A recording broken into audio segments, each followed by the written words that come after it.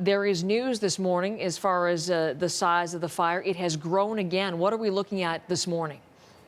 Yeah, we estimate the size to be about 422,000 hectares today, which is a pretty significant growth. That's about an area the size of the city of Calgary. Added just overnight. So what has happened? Has the fire grown, or has it joined up with another smaller fire as we've seen in the past? How do you explain that huge jump? Yeah, we've just been seeing really extreme fire conditions over the last couple days. It's been really burning intensely, and the winds have been carrying it. So if we bring up a map to take a look at now, with the expanded fire, where is any read on where it's moving this morning? Well, the winds are coming from the west, so we expect to see it mostly moving to the east, but a little bit from the south towards the north as well. So we had the 8,000 people evacuated because of the risk in the north. We know that there are still 6,000 people who are still in camps to the north of Fort McMurray. Do you anticipate further evacuation notices? It's too early to tell at this point.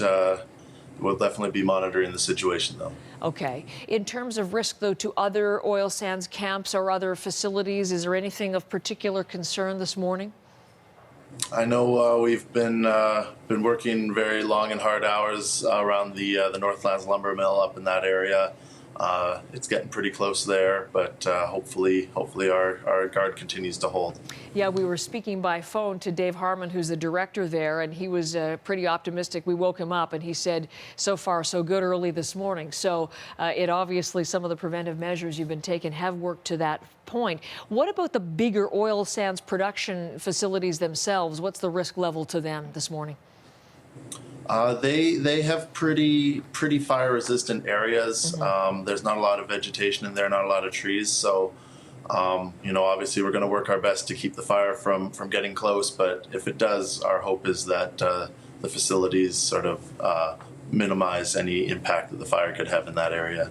When you were talking about how the fire moving to the east, scheduled, we know, to arrive at the border with Saskatchewan was at some point yesterday. I don't know if it's happened overnight. Has it, in fact, reached there yet? I haven't heard anything specifically about it reaching Saskatchewan, but I know we're definitely have been in communication with the Saskatchewan side and are making plans for when it should reach that area. Yes, I mean, we heard from Saskatchewan wildfire officials as well that they are prepared, are in conversation with the Alberta group and ready to mobilize. Are you confident that if that happens, on both sides of the border, smooth transition or a coordinated, cohesive fight against this? Yeah, I mean, we work pretty well together with all the agencies across Canada, so it'll be business as usual when and if it gets to Saskatchewan. Our forecast for tomorrow says somewhere between 10 and 20 millimeters of rain. If you get that much, what effect will that have? Oh, that would be a huge help to our firefighting efforts for sure.